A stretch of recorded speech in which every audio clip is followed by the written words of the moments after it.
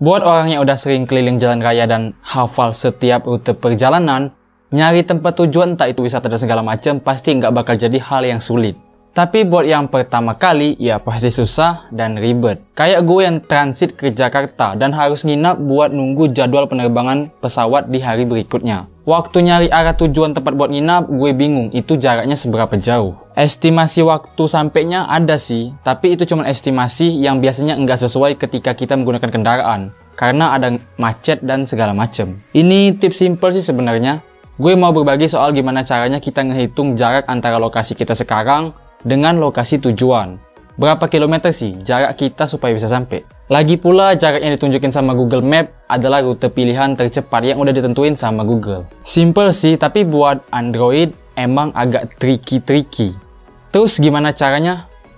Yuk.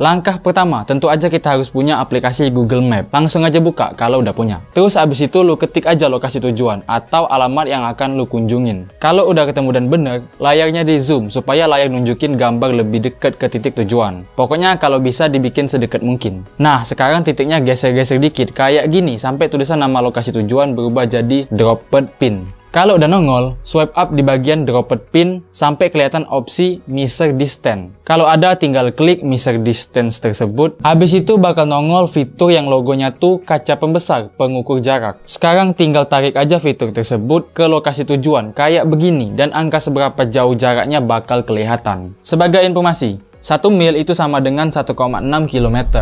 Jadi kalau jaraknya ratusan mil, tinggal kaliin aja. Oke, itu ngecek jarak lokasi awal ke tujuan di Android ya. Kalau di desktop kayak laptop atau PC, beda lagi.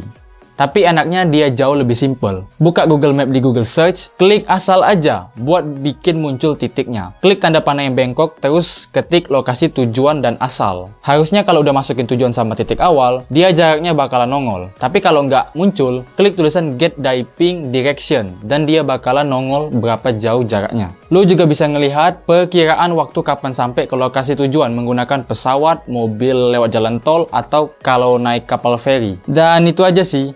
Yang agak tricky itu kalau kita mau ngecek jarak lewat Android aja. Kalau pakai PC ya lebih mudah lagi. Ini juga bisa berguna buat lo yang baru mau pasang IndiHome. Berguna buat ngecek seberapa jauh teknisi narik kabel fiber ke sumbernya buat ngehubungin modemnya ke internet. Oke, sekian aja buat tipsnya. Semoga bermanfaat. Sampai ketemu di konten teknologi berikutnya.